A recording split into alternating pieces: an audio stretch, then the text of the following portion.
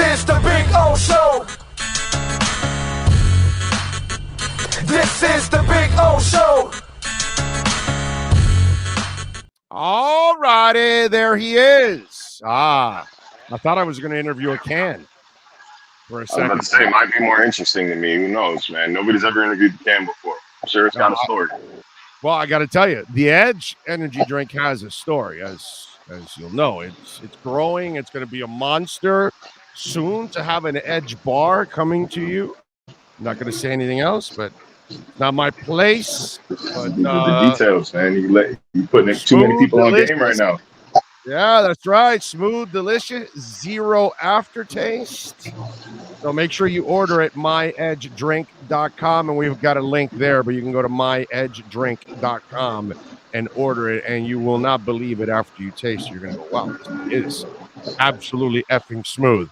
All right, so before we get into anything, let's get into the really important stuff.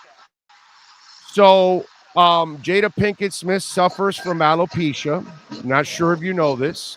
So it's a serious condition.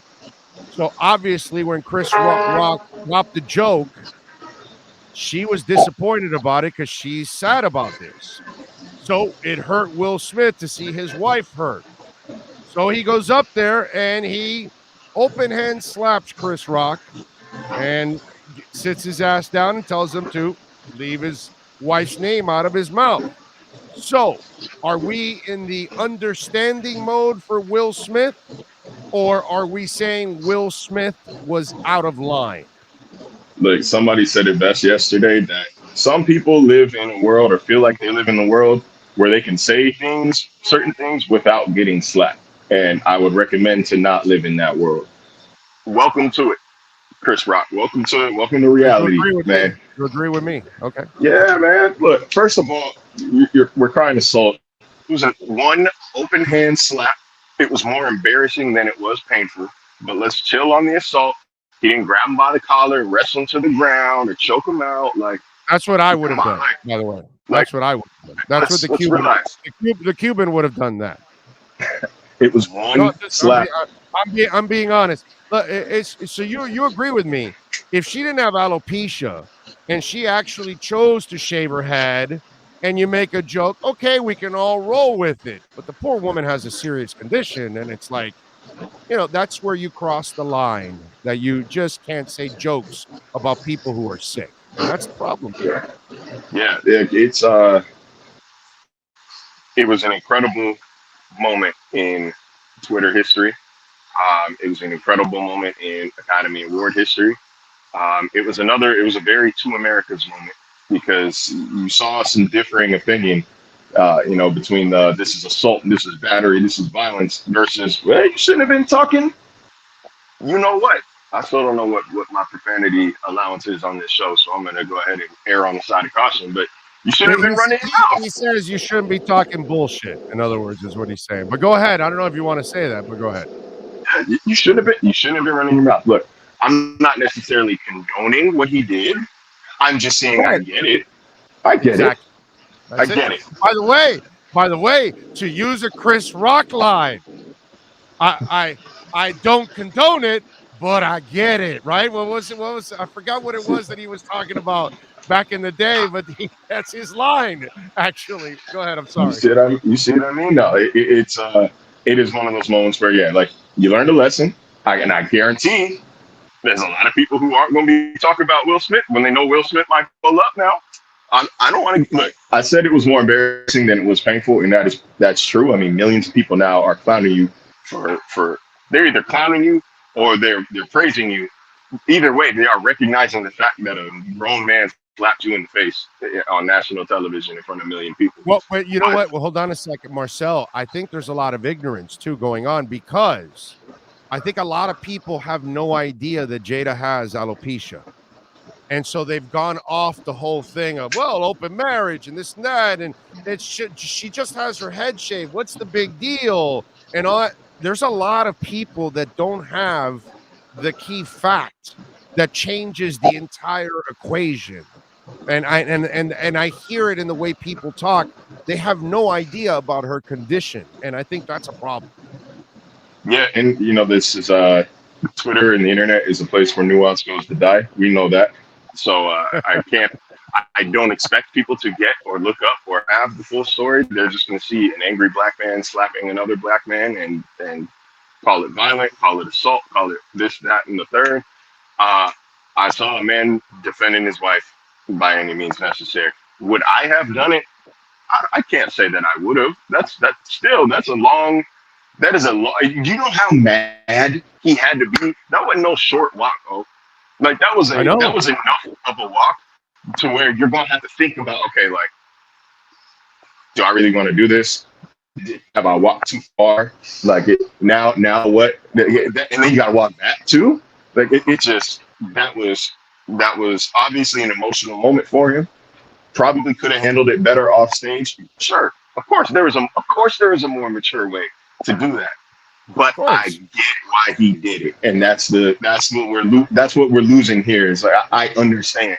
Like more people should get smacked for talking out the side of their neck. Like more people should get slapped. And I know there's probably a commenter or two that are like, yeah, reporters should get smacked in the locker room for being overly critical. If we say something outright offensive, then yes, sir. Oh yeah, no. Listen, do it again. Far from saying someone sucks, I don't care about that. But yeah, I mean, like that guy that went after Brady's kid, like the radio guy that went after Brady's kid 2 years ago and got suspended. It's like, what are you, an idiot? I mean, how are you going after somebody's kid? So that kind of stuff, yeah, I totally. And you're right. There's a better way of handling it, but I kind of understand where you lose it. And dude, you have no idea that condition she has, how she's dealing with that behind the scenes. And he might be seeing it firsthand, how it's bothering her or whatever. Maybe she loved her hair, bro. You know what I mean? She loved working her hair and doing all kinds of things like women do normally. You know what I'm saying? So it probably affected him more than anybody else. So it is what it is. All right. Go ahead. And last thing, very last thing, because I know they're probably like, man, where's the Dolphins talk? I've seen enough of this stuff. The last thing, he did laugh. He kind of chuckled at the joke. I don't know if it was legitimate chuckle or like just like an uncomfortable laugh. But you see how quickly that thing changed when he saw Jada's face? Right. Like, right. That is protecting your wife, man. That's protecting your wife. Yep. But that's what it was. That's what it was. All right, so let's get into, the two main comments. First of all, on the whole Tua Teddy thing, Mike McDaniel kind of, just in case for those out there that are thinking Teddy's going to take over and Teddy's going to challenge and Teddy this and Teddy that, or Teddy's here to push him or that kind of stuff. Mike McDaniel defined what the roles are all about, who's the starter and who's the backup. That is something you would not have gotten from your other guy, by the way. But go ahead. Yeah, probably not. Look, again, what's understood don't always need to be explained. All of our reporting to this point has been Teddy is here to be the backup, high level, high quality backup. I've gone on my rants on this very show before for the past month. Like it was obvious to anybody paying attention that he's the backup quarterback. But what 28, 29-year-old quarterback with several seasons as a starter under his belt is going to come out and say, yeah, I'm here to back up Tua. I'm here to do the best job I can holding the footboard, and I'm here to do this and that. No, like it was a little bit of, I know Mike said it was a professional thing, and I'm not doubting that Teddy is the ultimate or the consummate professional. But like, again, man, do you really want that out of your players? You really want them to say, if you're a fan, you really want them to come out and say, I am here to be the best backup that I can be. No, man. Like, all these guys think they can start. All these guys think they're the best. It's part of the bravado that you need to succeed in the NFL. Obviously, Tua is the starter. That is unquestioned. This is not another 2021.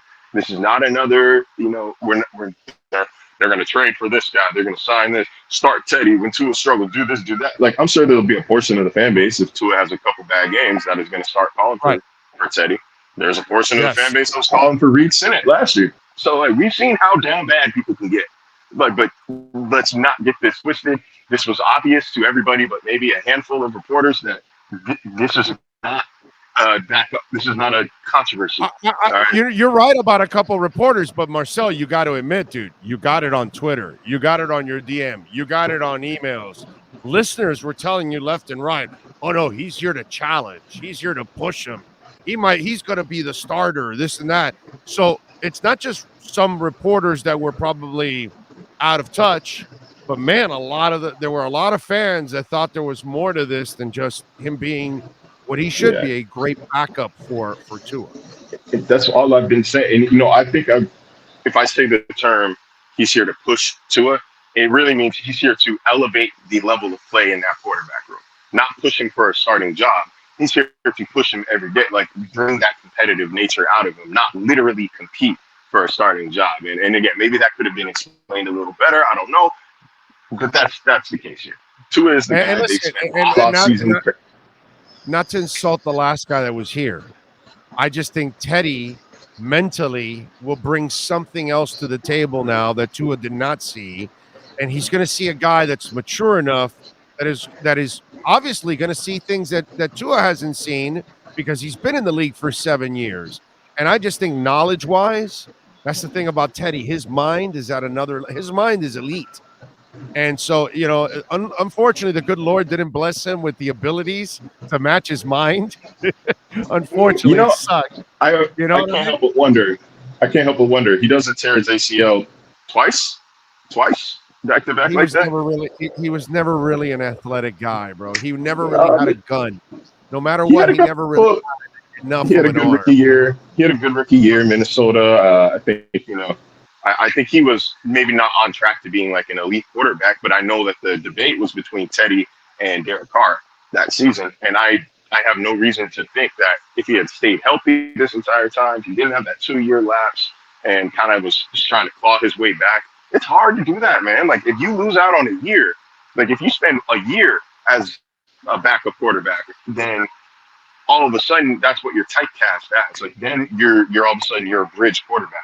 You're not seeing guys who who take a year off or spend 2 years away come back as starters unless they are super elite, like we're about to see with Deshaun Watson. He never was blessed with Derek Carr's ability. Never ever blessed with that ability. Never with that arm. I got a little sidetracked. What I was trying to say is I wouldn't be shocked if he was in that kind of realm of quarterbacks. He's not going to be elite, but he's not going to be the tail end of the league either. Just right on that cusp of every now and then this guy might win us a game, but usually he's just going to be inefficient. Right.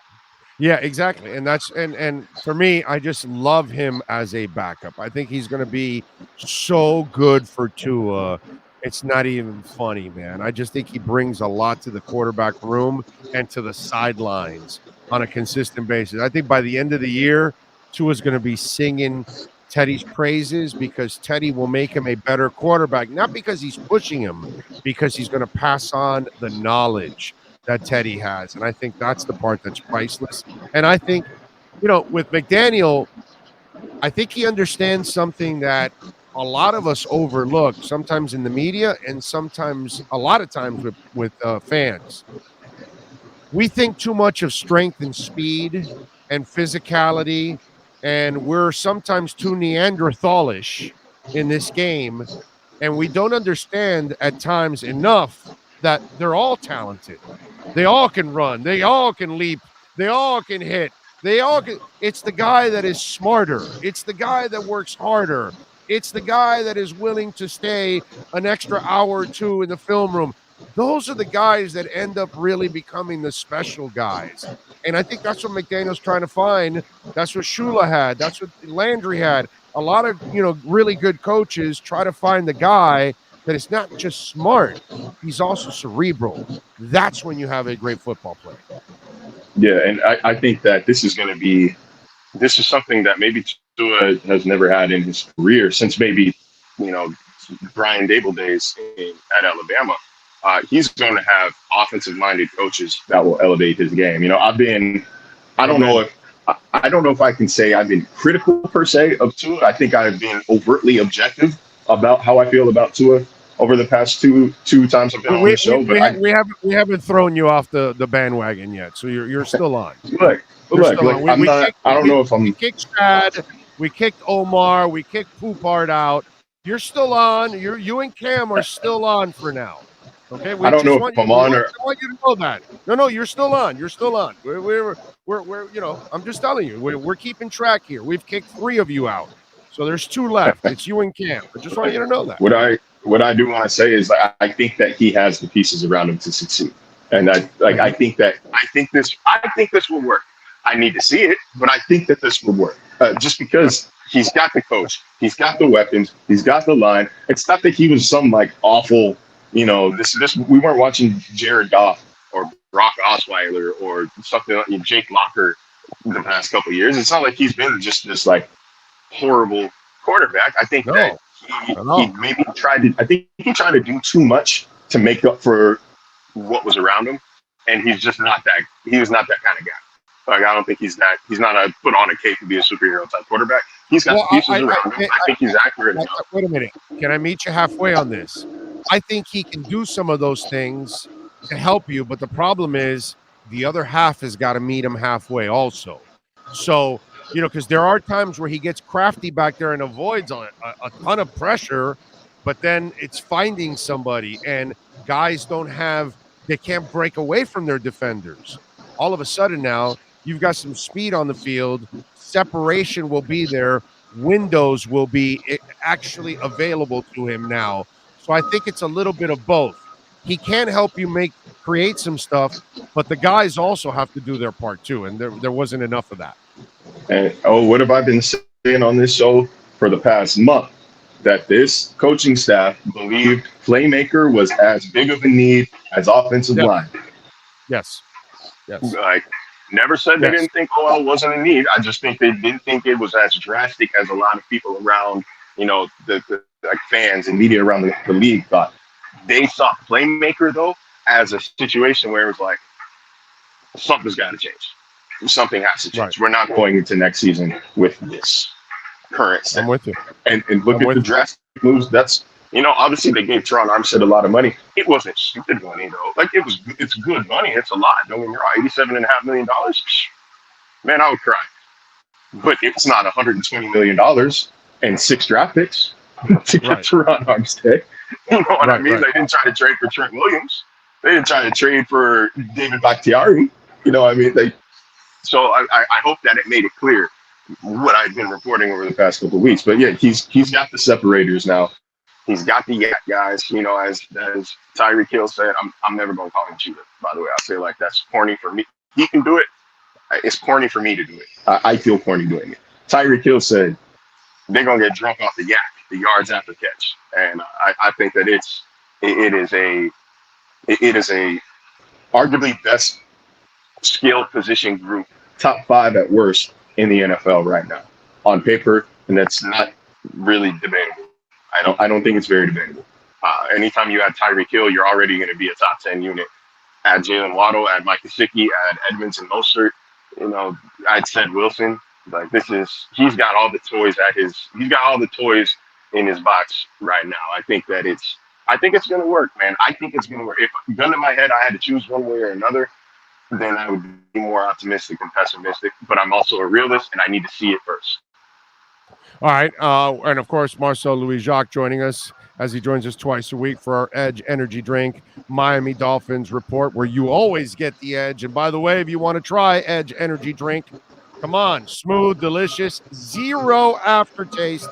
MyEdgeDrink.com is the website. MyEdgeDrink.com. Get it delivered to the office, delivered to your home right there. We have a link here below on our YouTube page. You can check it out, myedgedrink.com. All right, so I love Mike McDaniel. He actually answers your questions. He actually puts rumors to rest and all that crap. He did it with Teddy Bridgewater and all the silliness last week of Tom Brady. I don't know how many people are calling me and texting me, hey, is Tom Brady coming? I keep telling him, no shot. Thank you, Mike McDaniel. He called it fake news. Yeah, look how hard that is. And look how easy that is. Something's wrong, call it wrong. Boom. I've done enough fast. No, I had, sources within the Dolphins building tell me last week that people laughed inside the building when that rumor came out. It's not realistic. Yes, there was interest when he was a free agent, when everybody had fair game to sign him. But in what world do the Bucks allow him to unretire and keep building around him just to say, hey, weak conference, we got Right. all of our guys back, division that we should win sleepwalking? Amen. Nah, trade me to the Dolphins. Let the other team in our state enjoy this. Let our in-state rival get the greatest quarterback of all time. We'll take Tua in a first-round pick, sure. Like we don't need to win the championship right now. We're only 2 years removed from a Super Bowl. That's good enough for the next 20. In what world, man? Like Right. this is the dumbest rumor one of the dumbest rumors I've ever heard, man. He's not coming. They're not trading for him. What do they even have to trade for him? You know what I mean? You have to get rid of the 23 first rounder. You have to get rid of Tua. Yeah. It's just like, let's just use that. Use that. Yeah. And I got to tell you something. Not that it's a problem or anything, you got to do it, but the offense that Mike McDaniel has vision right now is not really what he would have Tom Brady run. He would have to then adjust that too, because there'll be a lot less movement from the quarterback. Whereas in his offense, he's going to have the quarterback moving around. And with Tom Brady, you normally don't. So he would have, not that that's an issue. Mike could end up doing it and all that. Don't get me wrong. But I'm just saying, what he's picturing right now is not what he would do with Tom Brady. He would completely change the whole thing. But I'm just glad that the coach was honest enough to go out there and just squash some of this stuff. Was there anything else that stood out to you from this? Teron Armstead will be playing left tackle. That I don't think there's a whole lot of debate about where he was going to be, but Armstead at left tackle didn't necessarily commit to the rest of the line. I don't think that there's no hard commit that Connor Williams will be playing guard. This is a guy who started at tackle at University. Or no, he might be right. No, but he might be right guard. He might be a right guard. Maybe somebody in camp wakes the hell up and looks really good in this system and is comfortable at left guard, and they say, well, we'll play Connor at right guard. Who knows? You never know. I will not be surprised if we see a light bulb turn on for one of these young guys, for like an Austin Jackson or Solomon Kinley or Liam Eichenberg. I think that this staff firmly believes that, and when I say I think the staff firmly believes, I mean I'm reporting it, I'm not guessing, that the scheme and the lack of development was based on the coaches in place last year. Respectfully, it's not like they're saying they're bad coaches. I just think that they weren't asked to do what was within their skill set last year. Let's imagine. See, you made me laugh now because my mind, because I'm cynical. Okay, I've been in this business 32 years. I apologize, Marcel. But okay, so now it's week 16. They've rushed for 2,000 yards. They got two backs that have 700-800 yards each. Another guy has a couple hundred yards, a quarterback, whatever, right?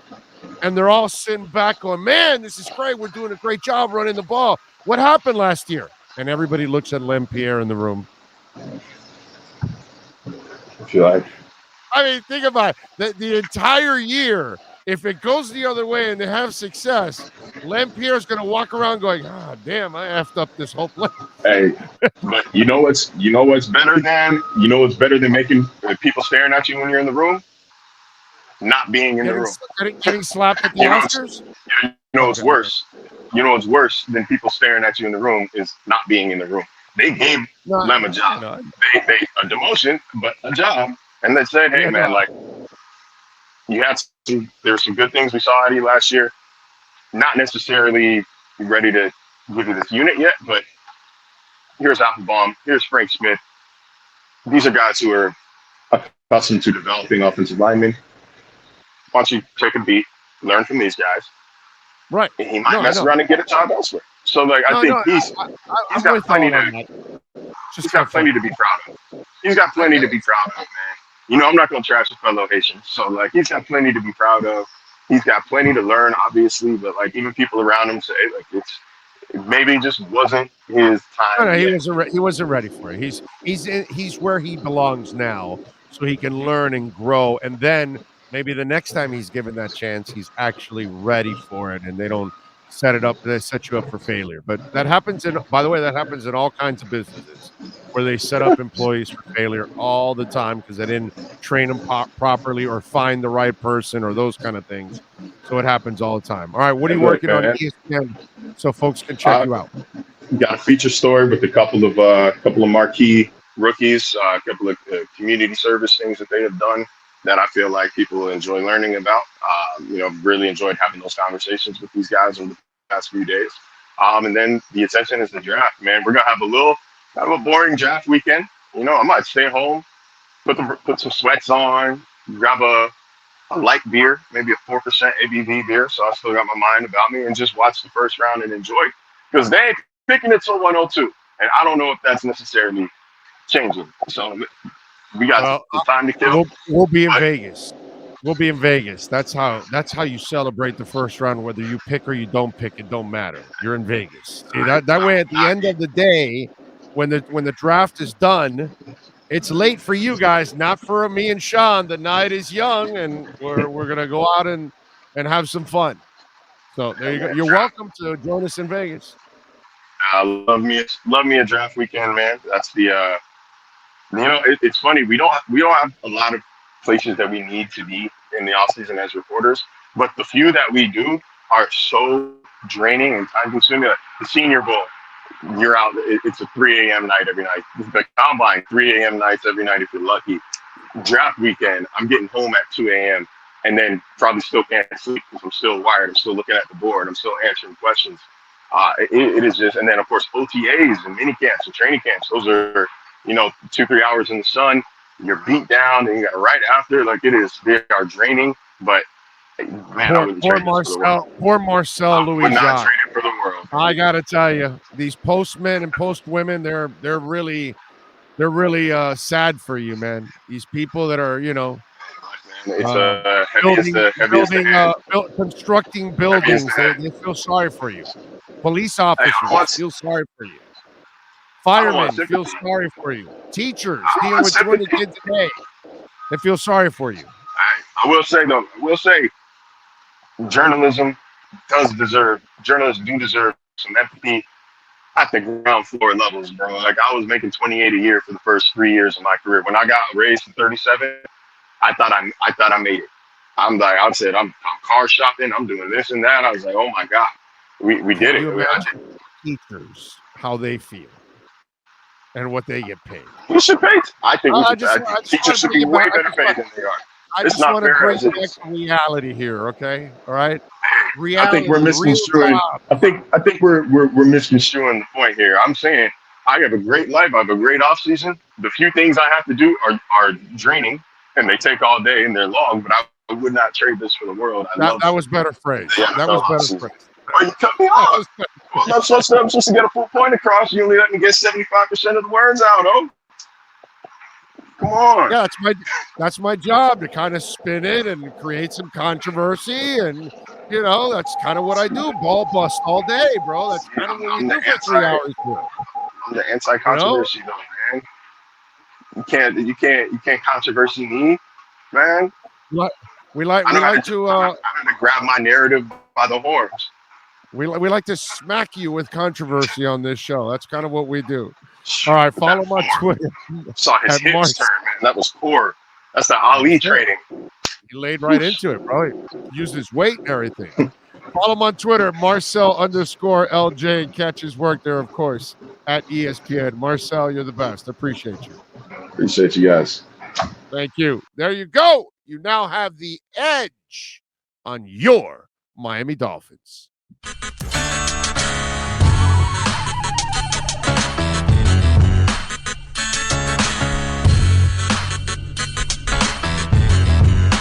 This is the Big O Show. This is the Big O Show.